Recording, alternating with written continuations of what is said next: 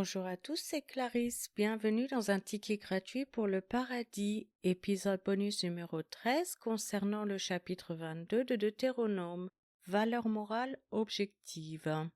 Deutéronome chapitre 22 verset 25.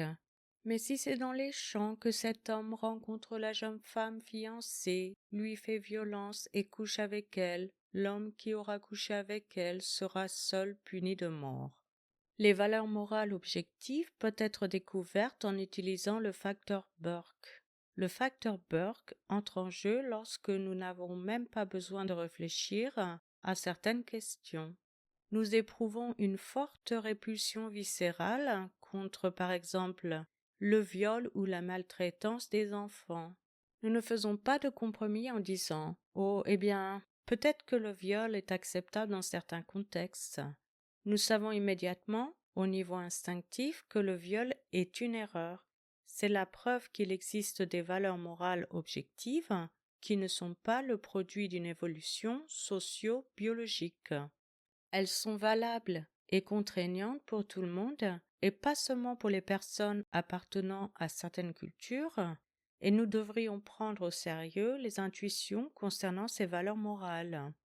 Dans Romains chapitre 2, Paul dit que même si les païens n'ont pas reçu la loi de Moïse, leur conscience en rend témoignage, alternativement les accusant ou les défendant, parce que la loi a été placée dans leur cœur.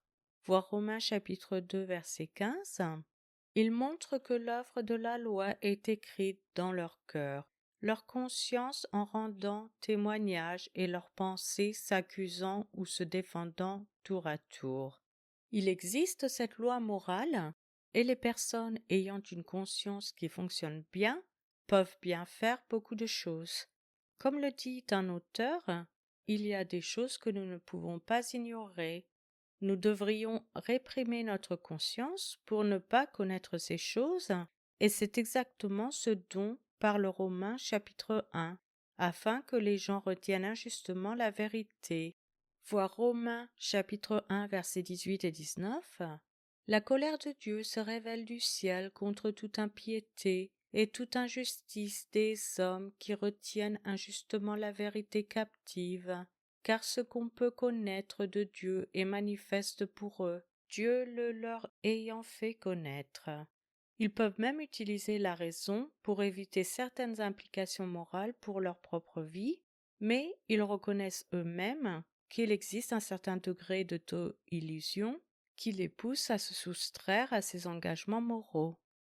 Je vous remercie à tous d'avoir écouté. C'était Clarisse dans un ticket gratuit pour le paradis.